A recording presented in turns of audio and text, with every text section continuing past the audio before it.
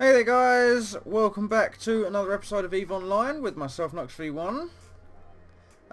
We're gonna just have a quick look at the sort of things you need to do to get a ship up and running. You buy the ship, or you get the ship, you acquire the ship. The ship is in your hangar, ship hangar. You right click on the ship that you want, and most of the time you're gonna have to assemble it. So right click on it, click assemble ship. Fantastic, you have built your first spaceship. Then you click on make active, so right click again and click make active. So you'll notice that we've just swapped from our Velator, I think it is, yep, into the Magnate. So now that we've got this, look at this bad boy, and that is literally all it takes to swap into another ship. What we're going to do with this, we're going to check out the fitting while my skills list completes. Now you'll notice this hasn't been fitted with anything. I'm not too sure. I think these are rigging modules, and they're another part of the ship that we'll get into later. So we're going to have to fit it out with some basic stuff. We're also going to want to try and get insurance for it if we can afford insurance. Let's have a look. That's the reprocessing plant. Where's insurance? Insurance! Sarah Magnate. Insure. Let's have a look. The selected item will be insured while in your possession for the duration of the contract. Repackaging the item will void the contract, which means you can't you can't package it back up, basically, which is what you need to do. It's like the reverse of assembling it. If you don't want to use it no more, you have to package it back up, and then you can sell it or reprocess it, whatever. The contract will be considered void if the item or ship is destroyed while being in the possession of somebody else, or while the pilot is being actively pursued by Concord. Concord are like the law. Don't mess with Concord, that's like the rule.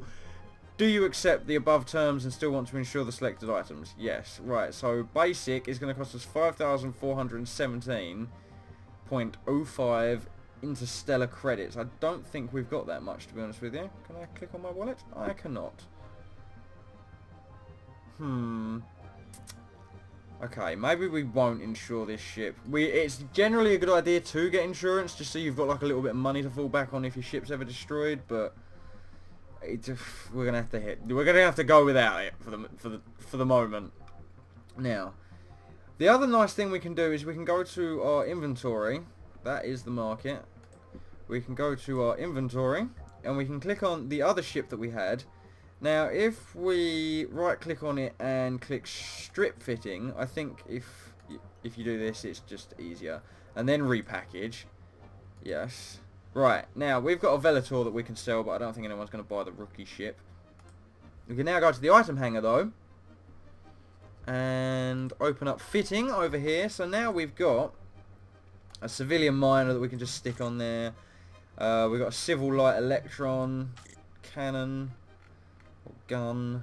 I suppose we could put the afterburner on there once our skills are up on it. Can I use show info? Can I use this yet? Prerequisites. So I need to level up repair system. So what we're going to do is just going to open the queue, and I am going to go to, where is it? Repair systems level 1. I think we've got that, you know. Repair systems, yay! So we're just going to inject that in there. So repair systems, you can literally just click and drag it across. You've got, our drones is only going to take 30 more seconds, so I'll be able to kit this out with drones in a minute. Or, no, I need to put scout drones up next.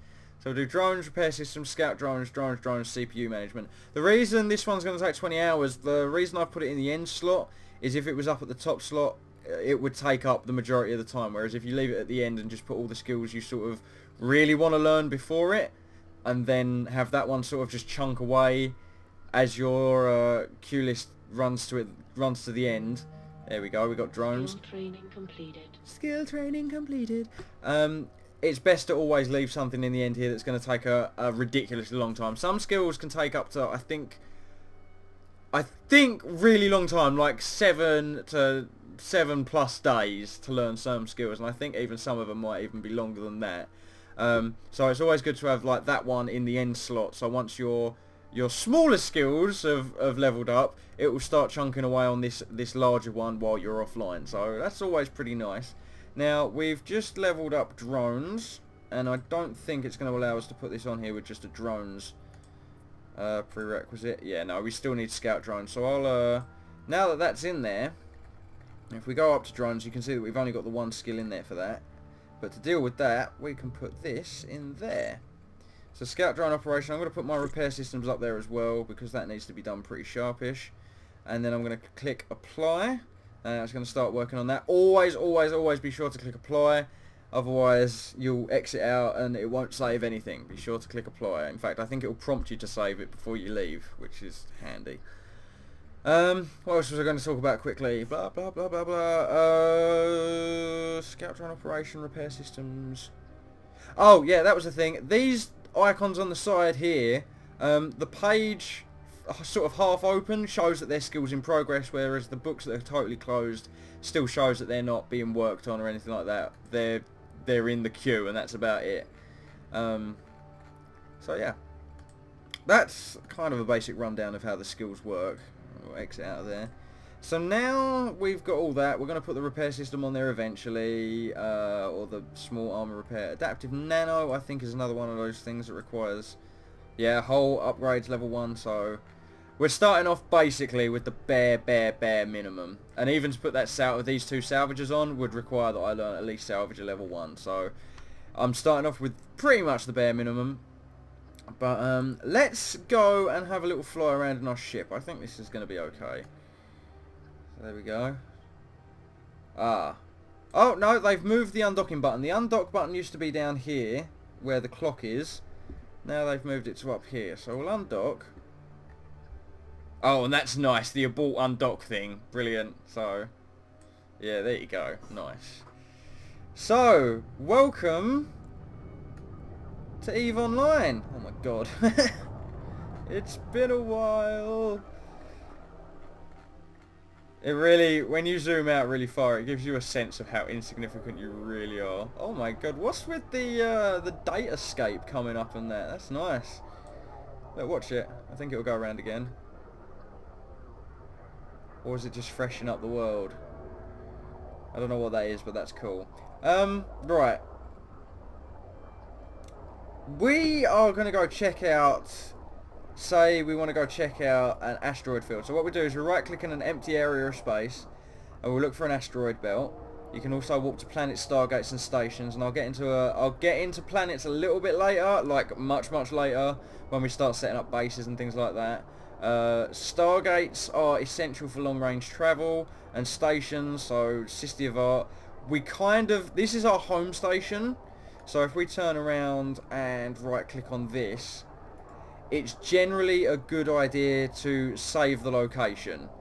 So what you can put here is just home station, and you don't really need to leave any notes or anything like that. What you can do is just click submit, and now if you right click, you'll have a personal locations and home stations will be there, and you can approach it, dock. It's just easier than trying to find it out of a list of stations, so bear that in mind. It's always a good idea to waypoint, to add your home station as a destination.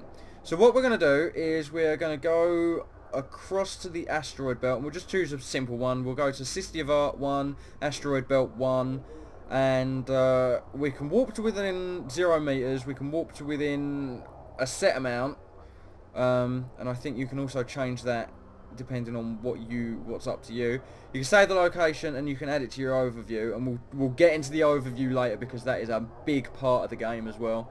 What we're going to do right now is we're going to warp to within 0 meters. So as you can see, the warp drive is now active. And we should buzz across the universe at warp speed.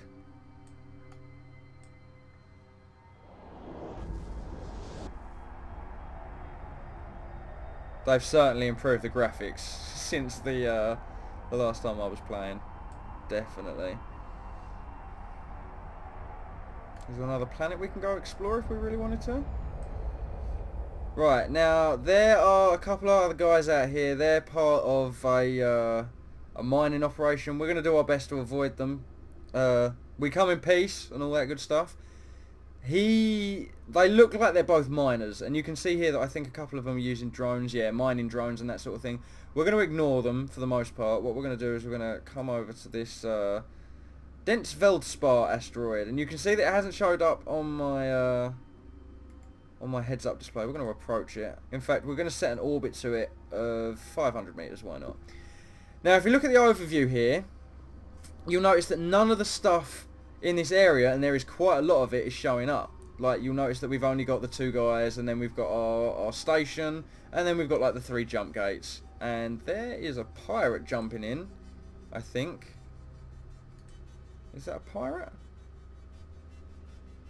Possibly. We might need to jump out of this system, or jump out of this asteroid belt. But basically, you need to set up your overview waypoint sort of deal, and to do that, you click up here, and then you can click on a default one. So if we just click on mining for now, you will see that all the asteroids and stuff have come up, which is excellent. But I think it only shows asteroids, it doesn't show other people and things like that. So you need to be aware when things like that are going on. You click up here, and you can... There is a way you can...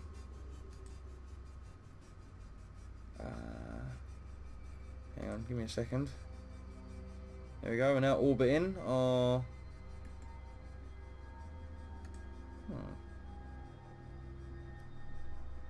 Oh, hang on. I think if you... no. Bear with me, because there is a way that you can change it. I don't know if you can... If you just click load default all, it will show you everything, and then you can go through it and right click on things, so you can remove score diet from overview and that sort of thing. You can so this is how you make it, customize it, and then what you can do is you right click on it, and then you can change the label and save it and that kind of thing. So that's always a good idea to do as well. There seems to be something going on over there. I think that's a moon base they've got going on over there. There's customs office and all that.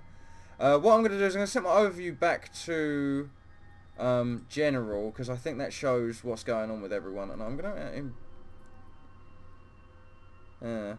here's another pilot. Not a pirate, a pilot.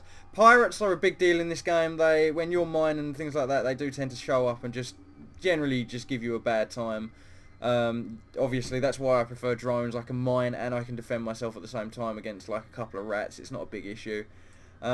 What we are going to do now that we've explored this asteroid belt is we can go check out one of the planets, I think. Let's go warp to within a couple of meters of this planet.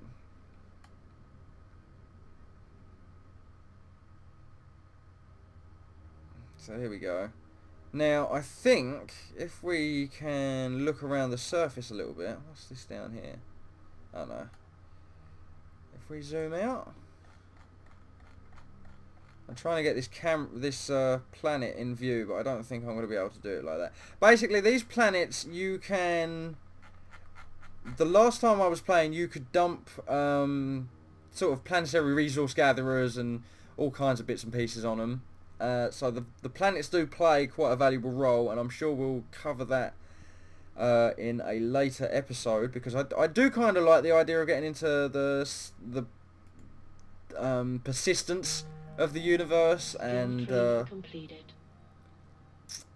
was I going to say, and the sort of passive resource gathering and developing worlds and things like that. So I'm going to try and get into that. It looks like a lot of fun. I did tinker with it on my last playthrough, but I don't think I made much out of it. I think I was just sort of poking and prodding. Well, that's the joy of YouTube now. We can check videos and things like that and get help from other people. You'll notice that my scout drones have successfully been educated to my brain. So what I'm going to do is I'm now going to dock. The easy way to do that is just right click and then bang, dock with. There's a these things up here in red, I think have got bounties on them. So just be aware of those guys. But he's in a capsule, he's not going to do as much damage. And the other thing to consider in Eve is that the systems have got security ratings, and if people start fights in anything beyond 0.5 sec space, I think it is. Hang on, let's just check the map quickly. That's people and places. Forgive me for getting that wrong, I think. Map, here we go. To give you an idea of how truly insignificant we are in the universe, we are in this system. And this is everywhere else. Isn't it amazing? Alright, so if we look at these systems over here, these ones that are in red, the security status is 0.2. That means it's not really a safe system. Whereas this one, 0.6, if people try to blow you up in 0.6 space, I think Concord come in and try and separate the fight and punish whoever's captured you or whatever. So there are some systems that it's better to stay in, but then obviously you get better rewards from more dangerous systems and so on and so forth. So that's always something to bear in mind. But we are going to finish this video, but before I do, I'm going to put, we're going to open up the drone bay on the, what was this ship called? The Magnate. Very nice. And what we're going to do is we're going to, item hanger, and I think I've got 8 hobgoblins, excellent. So what we're going to do is we're going to just load them into the drone bay. It's going to probably say you don't have the space for these. Oh my word, I've got space for all 8, excellent. So that's that pretty much dealt with. I've now got a semi-sufficient starter drone boat. It's not going to be too magical, and the fitting that it's got on it at the moment being in the lasers and that sort of thing, I can put a 3rd weapon on here if I really wanted to, but at the moment there's not really much cool until I've learnt a few more skills. Love the design on the front there, that's really cool. I think this is because it's Steam, whatever. I could deal with putting a few more turrets on the front there, some more bays, some more rigging and stuff like that, but it's all stuff that needs skills, so before I can do that, I've got to put the correct skills into my book and get those sorted out. But then you've got to weigh that up as well. Would you rather spend all the time learning skills for buffing up this ship, for example? Say we wanted to get the best out of this ship that we possibly could. We'd probably spend months learning every intricate skill and everything. Whereas we could just go to a bigger ship, more guns, that sort of thing, more low-ranking guns and things like that, and work our way up the ship ladder until we get to a point where we need to focus on the weapons. So there's all these different ways you can do it. I'm going drones. I'm probably going to have a drone boat later on down the line. I'm definitely going to do mining at some point. So, yeah, look forward to all that. I'm going to end the episode here. It's been a pleasure as always, and yeah, hopefully next episode we're going to get involved in some sort of mission, or better yet, we'll go have a little more explore of the galaxy and see if we can get into a fight with someone with some upgraded weapons of some sort. I'm probably going to need to do the mission first to get some money, but they're not the best way to earn money. The best way is probably to just jet cam mine, but again, I'm getting ahead of myself. Catch you on the next episode. Take it easy, guys. Have a good one. All the best. Bye-bye.